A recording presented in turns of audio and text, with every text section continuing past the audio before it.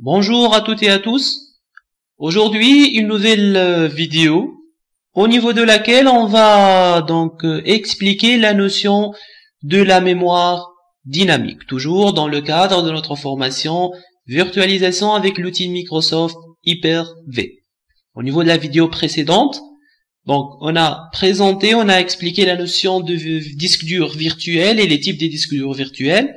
Maintenant, on va expliquer la notion de la mémoire dynamique. En fait, lorsque vous allez voir par la suite où on va créer des machines virtuelles, au niveau de la création, donc on va spécifier la mémoire. Donc il faut savoir c'est quoi la mémoire dynamique, comment elle fonctionne, cette mémoire-là, pour pouvoir la configurer au moment où on va configurer la machine virtuelle dans les cas pratiques dans les prochaines vidéos. Au début, on va commencer par présenter le plan qu'on va adopter au niveau de cette vidéo. On va commencer par la gestion de la mémoire sur Hyper-V. Par la suite, le pilote DMVSC, memory ballooning et la mémoire tampon. On va expliquer donc une par une ces notions-là. On va commencer par la gestion de la mémoire sur Hyper-V, c'est-à-dire comment Hyper-V il gère la mémoire. Donc la mémoire dynamique au sein d'une VM, pour dire machine virtuelle, donc la mémoire dynamique au sein d'une machine virtuelle sur l'outil Hyper-V est une allocation dynamique de la mémoire à une machine virtuelle. Donc on va allouer, comme son nom l'indique, c'est une mémoire dynamique, on va allouer d'une manière dynamique la mémoire à une machine virtuelle qu'on va créer. La machine virtuelle, elle va consommer cette mémoire RAM selon ses besoins, mais toujours on a une mémoire maximale qu'on appelle le seuil. Donc la machine virtuelle, elle va consommer de la mémoire selon les besoins jusqu'à atteindre un seuil maximal qu'on doit fixer. Donc il y a donc une mémoire de démarrage. Donc lorsqu'on va créer nous la machine virtuelle, on doit spécifier la taille de la mémoire de démarrage avec laquelle elle va démarrer la machine. Ensuite, la valeur minimale et une autre valeur maximale de mémoire. Par la suite, la machine virtuelle, elle va ajuster la consommation de mémoire pour que cette valeur soit comprise entre la valeur min et la valeur max. Et min et max, ce sont deux valeurs fixées au moment de la création de la machine. Donc on doit spécifier la mémoire donc de démarrage et les deux valeurs min et max lorsqu'on va configurer la machine virtuelle. Cela en fait, il permet de gérer d'une manière efficace la mémoire au sein d'un hyperviseur.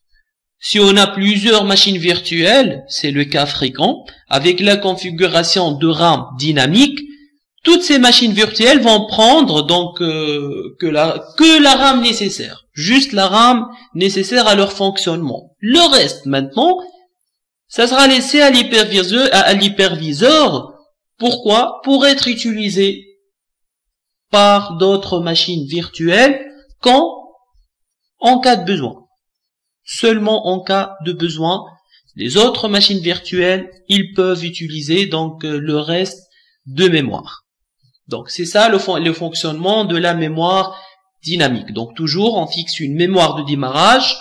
Par la suite, cette mémoire donc après la mémoire de démarrage, il y a une consommation de mémoire qui doit être toujours comprise entre une valeur minimale et maximale. Et par la suite, lorsqu'on a donc une mémoire qui reste, c'est le rôle du hyperviseur, d'accord, qui va donc affecter cette mémoire à d'autres machines virtuelles. C'est ça l'avantage donc de la mémoire dynamique. On va voir maintenant les deux cas qu'on peut avoir.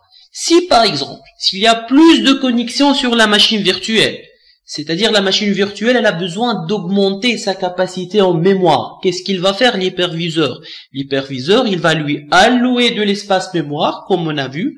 C'est l'espace mémoire supplémentaire que l'hyperviseur, il va allouer de manière dynamique et transparente pour l'administrateur et l'utilisateur. Cela se fait grâce au pilote DMVSC. Donc c'est ça le rôle du pilote DMVSC. Donc ce dernier, il va solliciter l'hyperviseur et l'hyperviseur, il va décider d'allouer la mémoire supplémentaire à la machine virtuelle de manière automatique et à chaud surtout. C'est-à-dire, ils ne sont pas obligés de mettre hors tension la machine pour lui faire augmenter la mémoire. C'est une opération qui peut être, qu'on peut la faire à chaud sans arrêter la machine.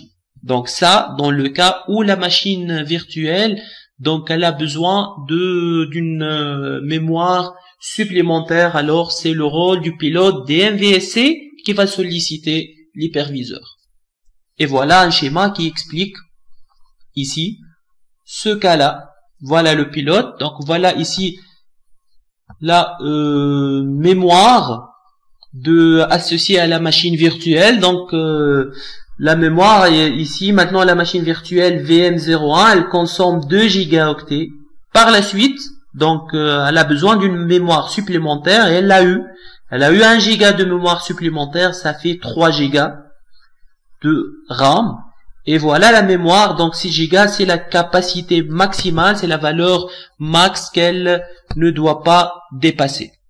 Maintenant, on va prendre un autre cas où il y a moins de connexion sur la machine virtuelle. C'est-à-dire la machine virtuelle, donc elle n'a pas besoin de toute la mémoire disponible.